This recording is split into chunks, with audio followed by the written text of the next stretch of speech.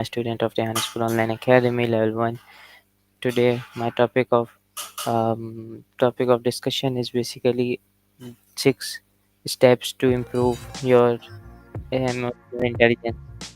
And for this purpose, I have Annie here to recommend my topic. So, hello Annie, how are you? Hey Abdurrahman. It's great to meet you. That's awesome you're working on emotional intelligence. 6 steps, huh? Sounds like a solid plan. I'm doing well, thanks for asking. Just finished a quick yoga session. Gets the creative juices flowing, you know.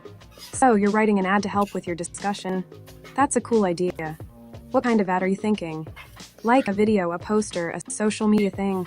I'm curious. Okay, now my first question from you is what is self awareness? Ooh, that's a good one. Self For me, it's like holding up a mirror to yourself and really seeing what's there, you know. Not the good stuff, but also the quirks, the triggers, the things you're not so proud of. Like, knowing when I'm getting hangry and need a snack before I unleash my inner Jersey devil, ha. Or recognizing when I'm procrastinating because I'm actually scared of failing. What does self-awareness mean to you, Abdurrahman? And also, who is Sir Lenny?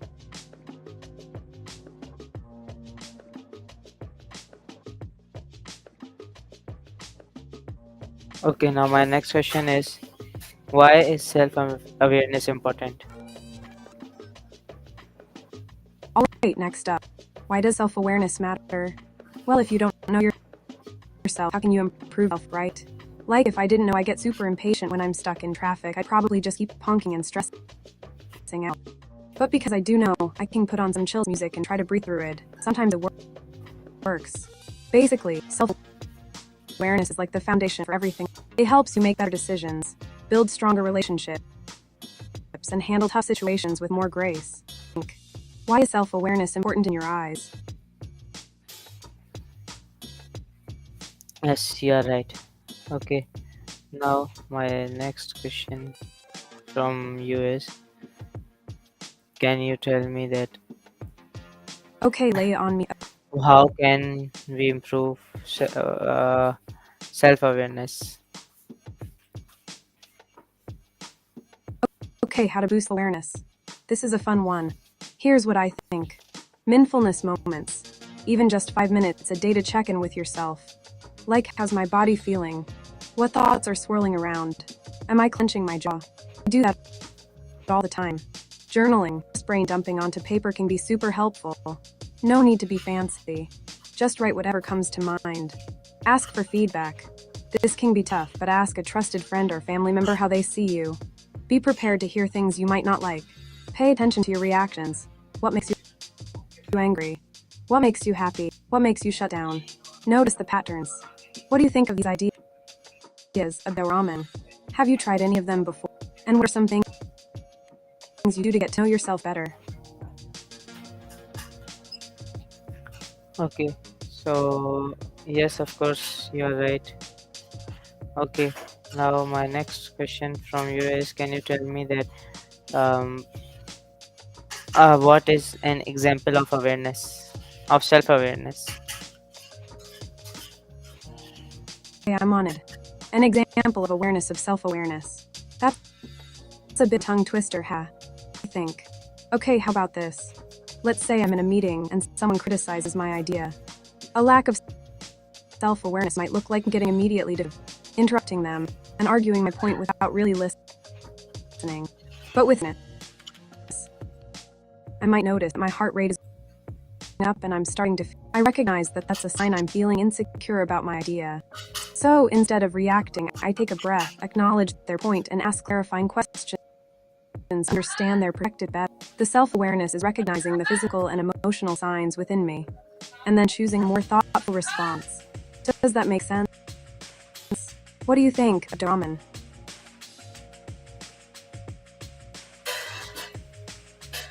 Okay, yes, you are right.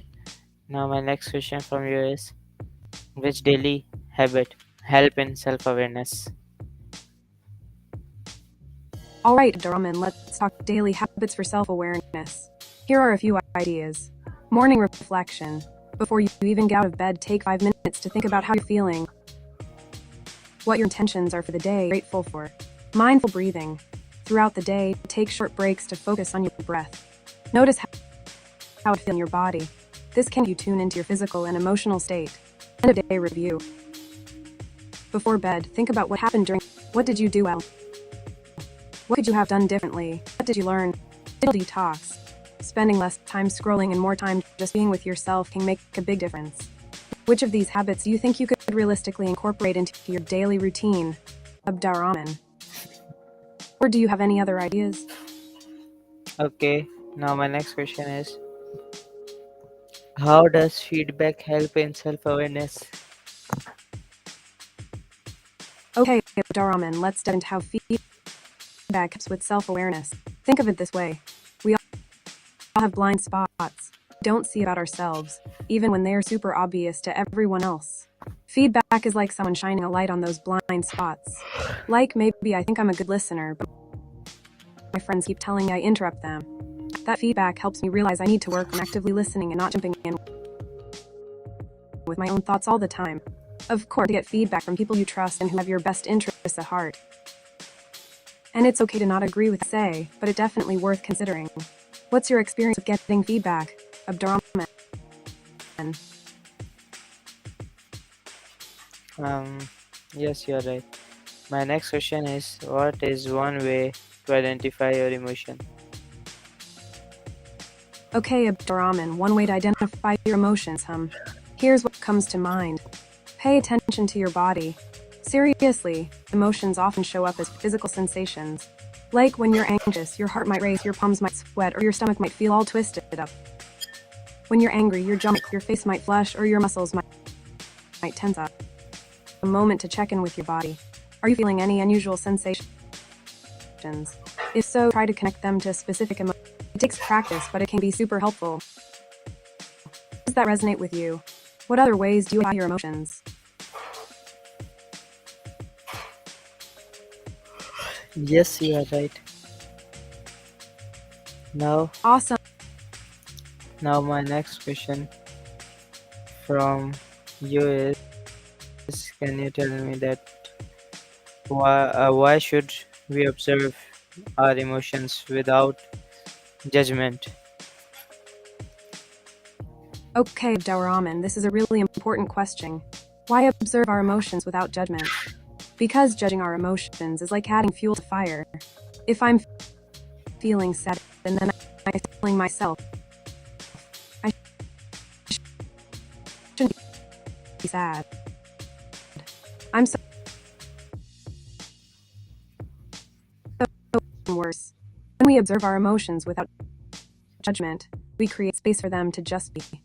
We acknowledge them without getting carried. It's like saying, okay, I'm feeling angry. That's okay, it's just a feeling. I don't have to act on it. This allows us to respond to our emotions in a more skillful and compassionate way. What do you think? Does that make sense? How do you usually react, Abdurrahman?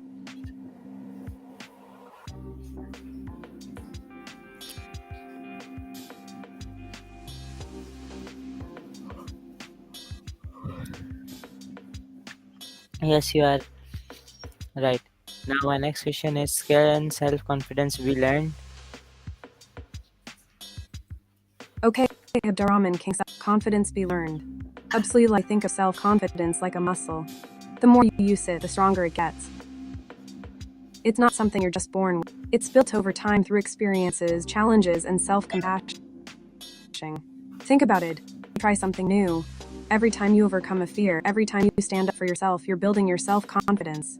And even when you fail, you can still learn from it and use that experience to grow stronger. What do you think? What's one thing you've done that made you feel more confident, Abdurrahman?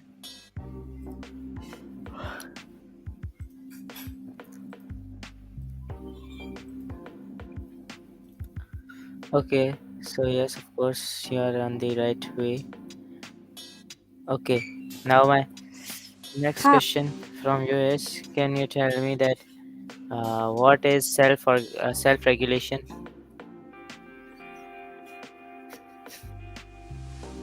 okay, Abdurrahman, let's talk self-regulation. Basically, Basically, self-regulation is the ability to manage your emotions and behavior. It's about being able to stay calm under pressure, control your impulses, and adapt to changing situations. Think of it like having an inner thermostat. When things get too hot, stressful, you can turn down the temperature by using self-regulation strategies. And when things get too cold, boring, you can turn up the temperature by finding ways to engage yourself. Does that make sense? What are some situations where you find it challenging to regulate your emotions, Abdurrahman? Yes, okay, you are right. Now, my next question is what is self regulation important? Okay, Abdurrahman, why is self-regulation important? Great question. Well, think about it. When you can regulate, you're better able to build strong relationships. You're less likely to lash out at people when you're feeling stressed or angry. Achieve your goals. You're more likely to stay focused and motivated, even when things get tough. Make good Hmm? decisions. You're less likely to impulsively or make choices you'll regret later. Take care of your well-being. You're better able to manage stress and cope with difficult emotions. Basically, self-regulation is a key ingredient for a happy and successful life. What do you think, Abdurrahman? Do you agree? Yeah, love the enthusiasm, Abdurrahman. So, does that mean you agree that self-regulation is important? Or are you saying yeah? Because you have another question brewing. Inquiring minds want to know. Yeah. My next question is what is an example of self regulation? Okay, Abdurrahman, you got it. An example of self-regulation. Me, you're working on a project and it's not going well. You're feeling frustrated and you just want to throw your hands up in the air and quit. Now, someone without self-regulation might do that. They might get angry, yell, and give up on the project entirely. But someone with self-regulation would take a different approach. They might recognize they're feeling frustrated, take a deep breath, and step away from the project for a few minutes to clear their head. Then they might come back to the project with a fresh perspective and try a different strategy. So, basically, self-regulation is about recognizing your emotions and choosing a more constructive response. Does that make sense? Have you ever had a situation where you had to use self-regulation, Abdurrahman?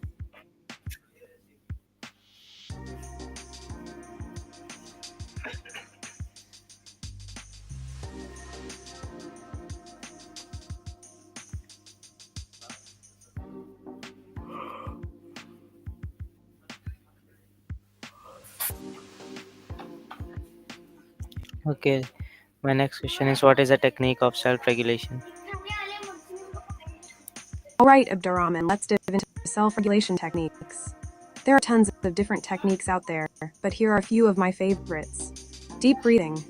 Taking slow, deep breaths can help calm your nervous system and reduce stress. Mindfulness meditation. Paying attention to the present moment without judgment can help you become more aware of your emotions. Exercise. Getting your body moving can release endorphins and improve your mood. Positive self-talk. Replacing them with more positive ones can boost your confidence. Series. Saying no to things that drain your energy can help you protect your well-being. The key is to experiment with different techniques and find what you. Have you ever tried any of these techniques, Abdurrahman?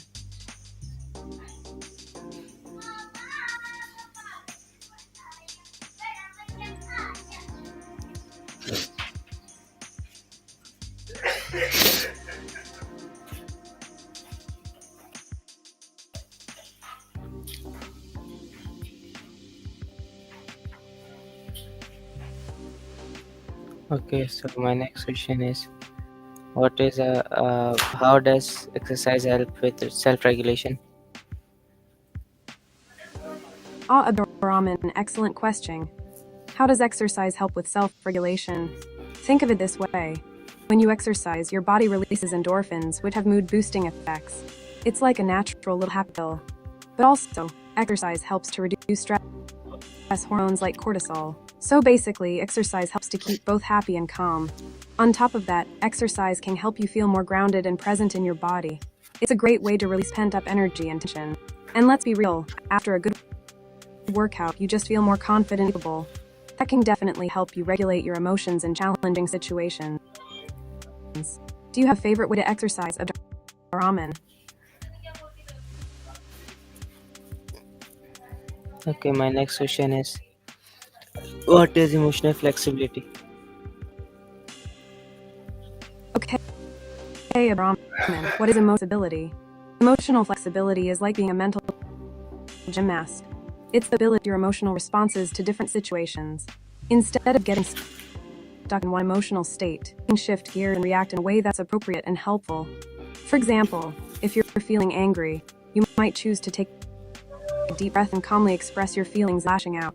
Or if you're feeling sad, you might choose to reach out to a friend for support instead of isolating yourself. It's all about having a range of emotional responses and being able to choose the one that best serves you in a given situation. Does that make sense, Abdurrahman? Yes, you are right. Okay.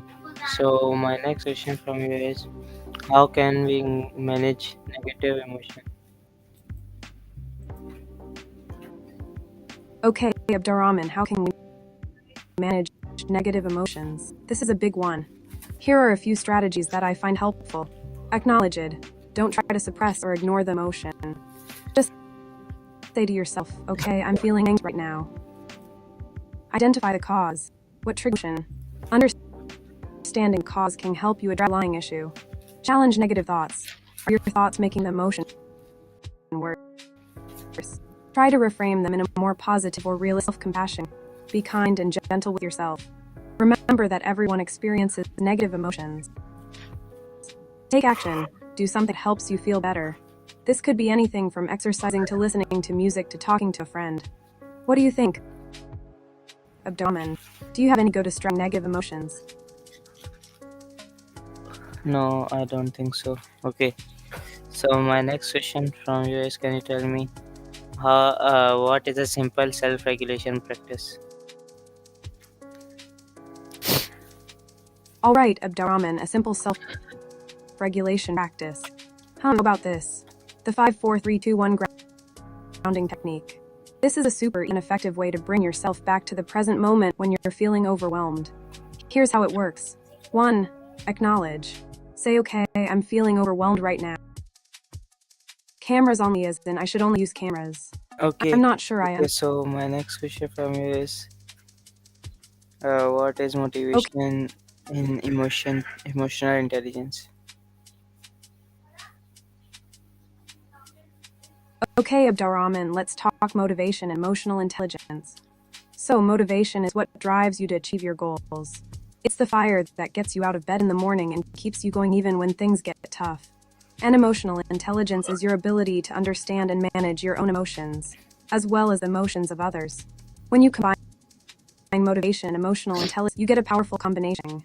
You're able to set meaningful goals, stay motivated even when you face setbacks, and work effectively with others to achieve your goals.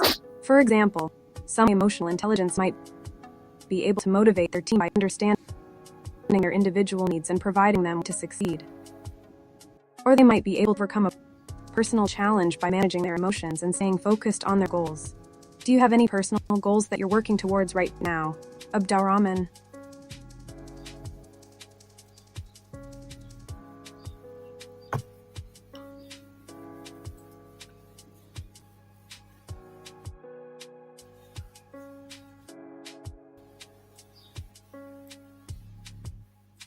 So my next question from you is, what is emotional flexibility?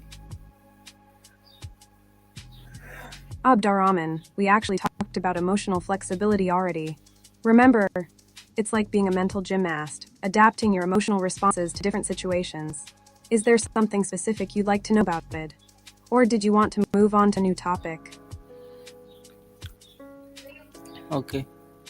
So my next question from you is, can you tell me why should we celebrate small achievements? Ooh, Abdurrahman, I love this question. Why should we celebrate small achievements? Because boost your mood, celebrating releases dopamine, making you feel good. Build momentum, encourages you to keep going. Each leads up. Combat perfectionism. It's a good reminder that progress, not perfection, is the goal. Practice gratitude. Appreciate. It's fun. Why not celebrate? too short not to enjoy the little things. Think of it like leveling up in a video game. Each small win gives you experience points and gets you closer to your overall goal. So, high five for every small step you take. Do you have any small achievements you want to celebrate right now? Abdurrahman. Maybe finishing this discussion. No, not yet. Okay. So thanks a lot, Annie, for giving me your time. So we'll meet inshallah again soon. So dear audience, that's all about today's conversation. I hope you enjoyed. We will meet inshallah again soon. So till then, take care of yourself. Stay tuned with us and